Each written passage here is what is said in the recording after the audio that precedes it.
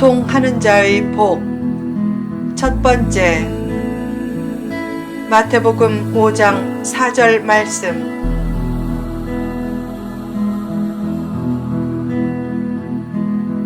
애통하는 자의 복. 어느 날 자주 다니던 집 근처의 사우나에서 젊은 직원들이 필자를 잡고 무단으로 헬스 시설을 이용했다면서 자백을 강요했다. 그들은 필자를 헬스 시설에서 봤다는 증인도 확보했다고 했다. 헬스 시설로 가려면 사우나장에서 옷을 갈아입고 3층으로 올라가야 하는데 필자는 그 헬스 시설을 이용할 시간도 없었다. 공짜로 이용하라고 해도 이용하지 못할 형편인데 그런 누명을 쓰니까 기가 막혔다. 더 나아가 젊은 직원들의 불손한 태도에는 더욱 할 말을 잃었다. 아내가 답답해서 제 남편이 목회자입니다 라고 하자 비웃는 표정으로 그 말을 듣고 더욱 충격을 받았다고 했다. 또한 아내가 만약 남편이 이용한 사실이 없다면 어떻게 하겠느냐고 하자 매니저가 큰 소리쳤다.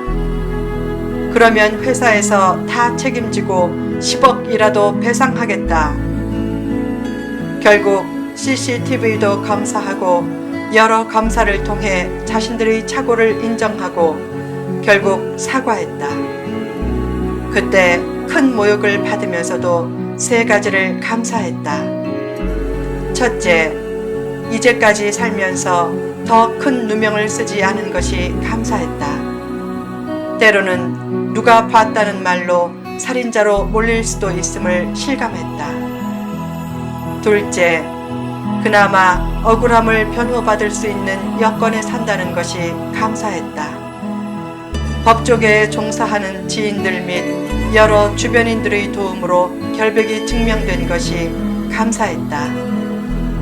셋째, 당시 고난주간을 앞두고 그 일을 당했는데 그 일로 예수님의 억울한 심정을 조금이라도 더 느낄 수 있어서 감사했다. 예수님은 하나님의 아들로서 전 인류를 사랑했지만 수치스런 십자가에 못 박히셨다. 억울하기로 말하면 그처럼 억울할 때가 어디 있겠는가. 그래도 그 억울함을 참고 결국 인류 구원의 길을 여셨다. 주님의 애통과 눈물은 결국 최종 승리로 귀결되었다. 그처럼 성도의 애통함은 주님의 지극한 위로와 최종 승리의 발판이 될 때가 많다.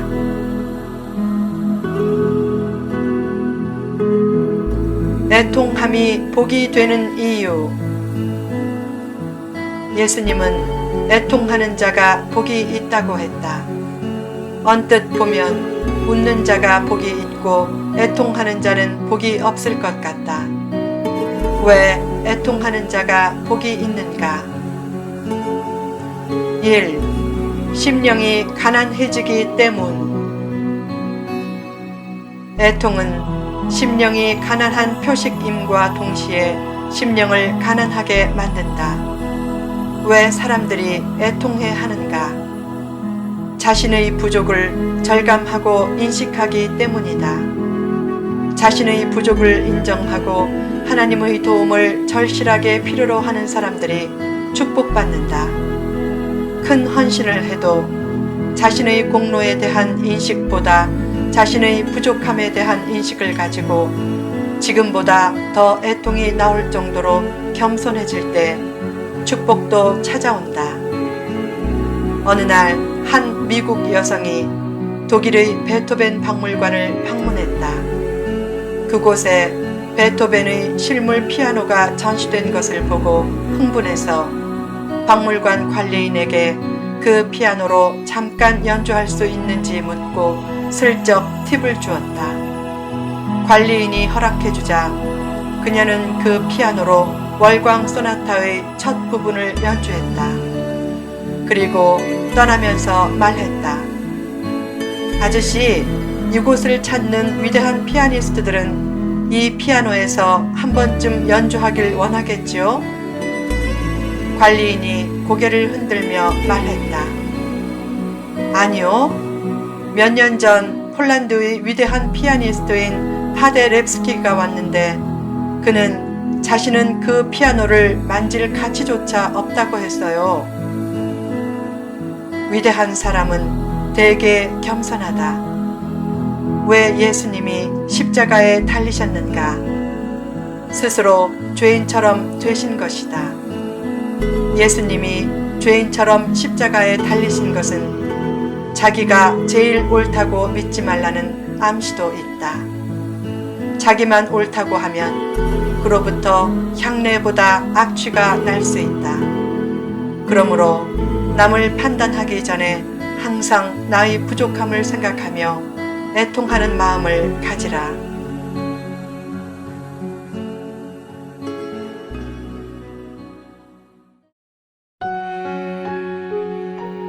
2. 자신을 알게 만들기 때문. 세상에서 가장 복된 삶은 자신을 볼 줄 아는 삶이다. 자신을 보게 하는 렌즈가 있다. 눈물의 렌즈이다. 멀리 보게 하는 것은 망원경이고 작은 것을 보게 하는 것은 현미경이다. 둘러보게 하는 것은 전망경 혹은 회전 전망경이고 내면을 보게 하는 것은 내시경이다. 그런 단어 형성 원리를 따라 자신을 보게 하는 것은 자아경이라고 할 수 있는데 최고의 자아경은 애통의 눈물이다. 사람은 누구나 착해지고 싶을 때가 있다. 흉악범에게도 그런 순간이 있다. 또한 갑자기 진실해지고 싶을 때가 있다. 그처럼 하늘을 우러러 한 점 부끄러움이 없이 살기를 소원하면 그때 꼭 생기는 것이 작은 죄에도 애통하는 삶이다. 진실하게 살고 싶은데 그 소원을 거역하며 사는 자기의 부족이 속속들이 보이면 저절로 애통함이 나온다. 그 애통이 자신을 알게 하고 보게 하는 거울이 된다. 자기 모습을 보거나 자기 위치를 깨닫고 애통하면 하늘의 놀라운 위로가 있다. 그때 하나님과의 관계도 바르게 된다. 산상설교의 핵심 교훈은 하나님과의 관계가 달라야 된다는 것이다. 왜 애통하는가? 하나님을 바라볼 때 상대적으로 자신이 얼마나 추한 죄인인가를 깨닫기 때문이다. 결국 애통은 하나님과의 바른 관계를 형성시키는 최적의 도구이다.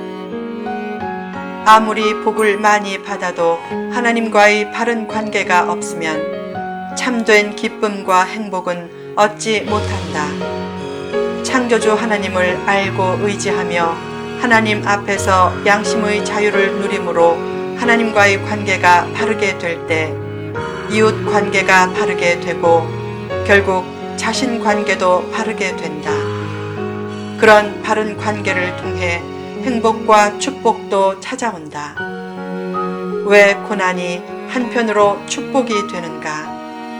고난을 통해 애통이 생기기 때문이다. 결국 애통하는 자가 복이 있다는 말은 애매하게 고난 당하는 자가 복이 있다는 말이다. 얼마나 놀라운 역설인가. 고난의 가치는 그것이 주는 고통 자체에 있지 않고 고난을 통해 무엇인가 더욱 소중한 것을 얻기 때문이다. 고난을 통해 자신의 참모습을 발견할 때가 얼마나 많은가. 눈물을 부끄러워하지 말라. 울어야 할 때는 울라. 누가 선교하는가? 애통하는 자가 선교한다. 누가 십자가를 지는가? 애통하는 자가 십자가를 진다. 예수님의 애통은 십자가를 지는 힘이 되었다. 사도 바울도 애통하는 존재였다. 그는 자기의 골육 친척을 위해서 자기가 저주를 받아 그리스도에게서 끊어져도 좋다고 했다. 그처럼 애통할 줄 아는 사람이 십자가를 지고 결국 십자가를 통해 하나님의 최고의 위로와 사랑을 받는다. 3. 기도하게 만들기 때문. 애통은 기도하게 만든다. 애통이 기도로 변한다면 얼마나 큰 축복인가. 힘들고 억울하고 고통스러운 일을 당하면 그 에너지를 기도로 승화시키라. 절망의 밤을 기도의 밤으로 바꾸라. 누구에게나 새벽이 찾아오지만 사람마다 맞이하는 새벽은 다르다. 숙면을 취한 사람과 뜬 눈으로 밤을 새운 사람이 맞이하는 새벽은 전혀 다르다. 기도 없이 맞이하는 새벽과 기도로 씨름한 후 맞이하는 새벽은 같을 수 없다. 사람은 누구나 예외 없이 그리고 예고 없이 절망의 밤을 만난다. 왜 절망의 밤이 찾아오는가? 모든 절망은 하나님을 찾고 기도하라는 표식이다. 아침 햇살이 비치면 자욱한 안개가 걷히듯이 기도의 무릎이 세워지면 절망의 기운은 사라진다. 결국 가장 큰 절망은 절망 중에도 애통하며 기도하지 않는 것이다. 기도하는 성도에게 절대 절망은 없다. 하나님은 기도하도록 잠시 절망을 허용하신 것이다. 기도와 절망은 양립할 수 없다. 기도가 없으면 절망이 찾아오고 기도가 있으면 절망이 사라진다. 결국 삶의 최대 위기는 기도가 없는 것이고 병 중에 최대 병은 기도가 없는 병이다. 왜 애통이 축복인가? 애통이 기도로 이끄는 최고의 통로이기 때문이다.